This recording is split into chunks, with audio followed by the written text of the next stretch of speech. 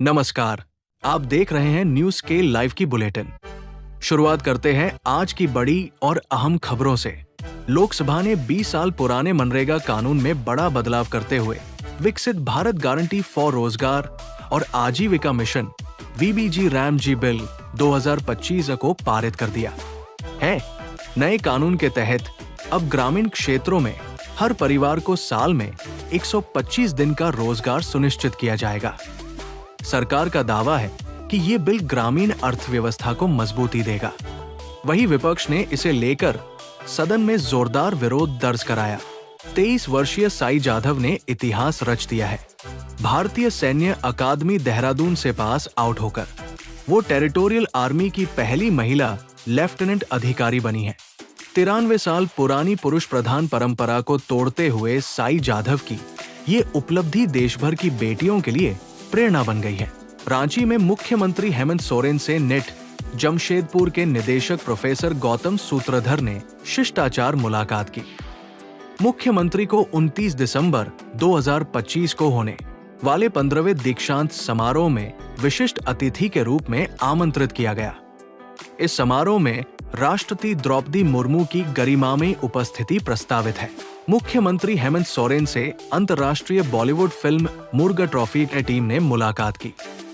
Film निर्देशक शशि वर्मा ने झारखंड में फिल्म निर्माण की संभावनाओं पर चर्चा की। सरकार द्वारा राज्य को फिल्म हब के रूप में विकसित करने की दिशा में ये मुलाकात अहम मानी जा रही है। लोहरदगा के छात्र एथलेटिक प्रतियोगिता के लिए रवाना। विद्या विकास समिति झारखंड के तत्वावधान में आयोजित शिशु वर्ग एथलेटिक प्रतियोगिता में भाग लेने के लिए लोहरदगा के 49 छात्र छात्राएं धनबाद के लिए रवाना हुए। खो खो, कबड्डी, लंबी कूद और गोला फेंक में बच्चे अपना दमखम दिखाएंगे। पूर्व मंत्री सह विधायक डॉक्टर रामेश्वर उरांव ने लोहरदगा में जनसुनवाई कर बिजली, सड़क, आवास, राशन कार्ड और स्वास्थ्य से जुड़ी समस्याओं का त्वरित समाधान कराया। उन्होंने कहा कि गठबंधन सरकार की योजनाओं का लाभ हर जरूरतमंद तक पहुंचाना प्राथमिकता है। लोहरदगा में जिला प्रशासन ने स्कूल परिसर में वाहन निरीक्षण और सड़क सुरक्षा जागरूकता अभियान चलाया। नाबालिग छात्रों को वाहन नहीं चलाने और हेलमेट अनिवार्य रूप से पहनने के निर्देश दिए गए। लोहरदगा के वार्ड नंबर 19 अग्रवाल मोहल्ले में 2 वर्षों से सफाई और नाली मरम्मत नहीं होने से हालात बदतर है। स्थानीय लोगों ने चेतावनी दी है कि अगर जल्द कार्रवाई नहीं हुई तो आंदोलन किया जाएगा। लोहरदगा में Baldev Sahu memorial T20 tournament 10 से 13 फरवरी 2026 तक आयोजित होगा। आईपीएल की तर्ज पर होने वाले इस टूर्नामेंट में वीरेंद्र सहवाग और हरभजन सिंह जैसे दिग्गज खिलाड़ी नजर आएंगे। समापन समारोह में मुख्यमंत्री हेमंत सोरेन शामिल होंगे। लोहरदगा के किस्को प्रखंड के तीसिया गांव निवासी याहिया अंसारी गंभीर बीमारी से जूझ रहे थे। युवा कांग्रेस नेता रोहित उरांव की तत्परता से मरीज को रांची सदर अस्पताल में भर्ती कराया गया। लिवर विशेषज्ञ की देखरेख में सफल ऑपरेशन हुआ। अब मरीज की हालत में काफी सुधार है। लोहरदगा की निगनी पंचायत में मारुति मंगल परिवार द्वारा विशाल सेवा शिविर आयोजित किया गया। कड़ाके की ठंड को देखते हुए 551 जरूरतमंदों को कंबल वितरित किए गए। इस अवसर पर कई जनप्रतिनिधि और ग्रामीण मौजूद रहे। अत्यधिक ठंड को देखते हुए श्रीशंकर तिवारी सेवा न्यास द्वारा लोहरदगा में बच्चों और बुजुर्गों के बीच स्वेटर, कंबल और ऊनी टोपी का वितरण किया गया।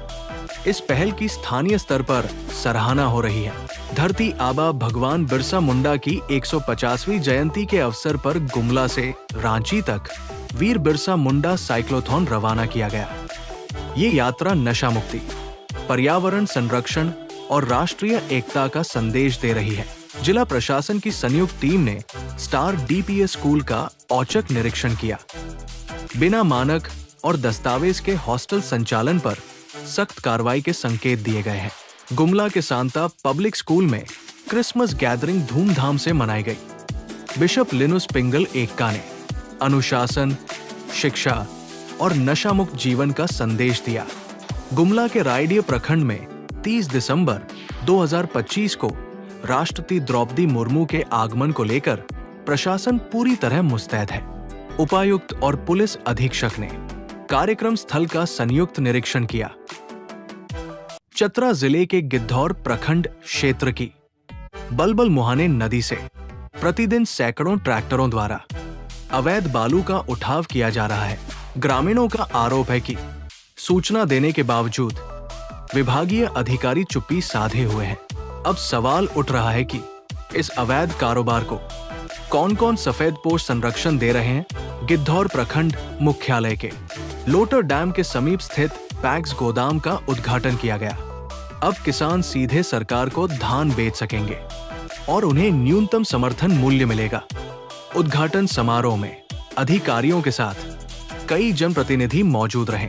धान अधिप्राप्ति प्रक्रिया को लेकर किसानों में जागरूकता बढ़ाने के लिए जिला आपूर्ति विभाग के प्रचार वाहन को उपायुक्त कीर्तिश्री ने हरी झंडी दिखाकर रवाना किया।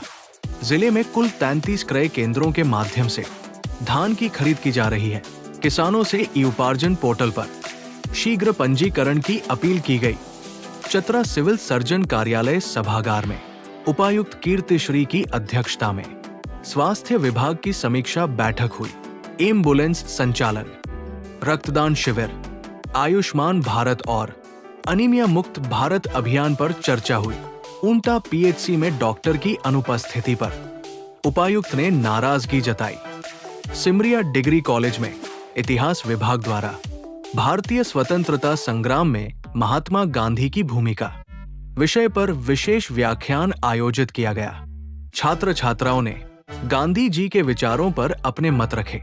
गिद्धौर प्रखंड के विभिन्न गांवों में नालसा झालसा के तत्वावधान में बाल विवाह के खिलाफ जागरूकता शिविर आयोजित किया गया। अधिवक्ताओं ने बताया कि बाल विवाह कानूनन अपराध है और इसमें कठोर सजा का प्रावधान है।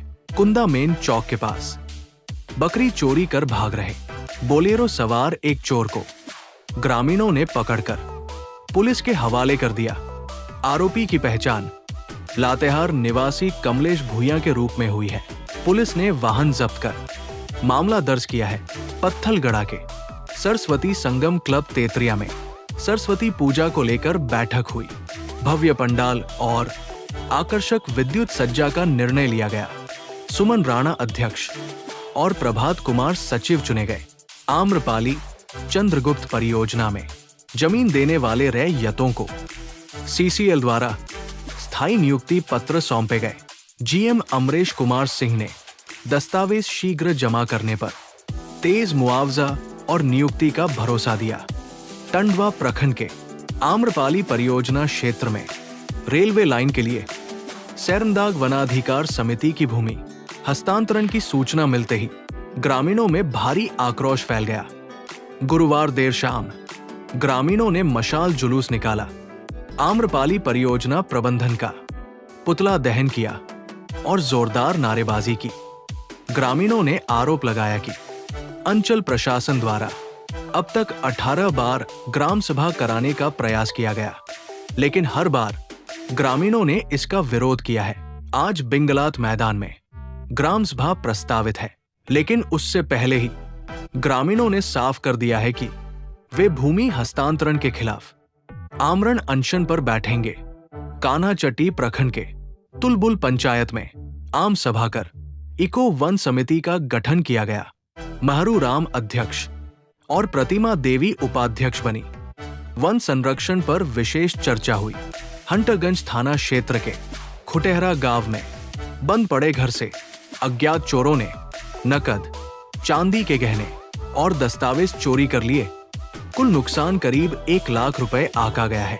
पुलिस जांच में जुटी है। हंटरगंज थाना पुलिस ने एंटी क्राइम और सड़क सुरक्षा को लेकर सघन वाहन जांच अभियान चलाया। थाना प्रभारी प्रभात कुमार ने हेलमेट और सीट बेल्ट अनिवार्य बताया। हंटरगंज थाना क्षेत्र के उराली गांव में जमीन विवाद को लेकर 2 पक्षों में लाठी डंडे से मारपीट हो गई। कई लोग घायल हुए। 2 की हालत गंभीर बनी हुई है। पुलिस जांच में जुटी है।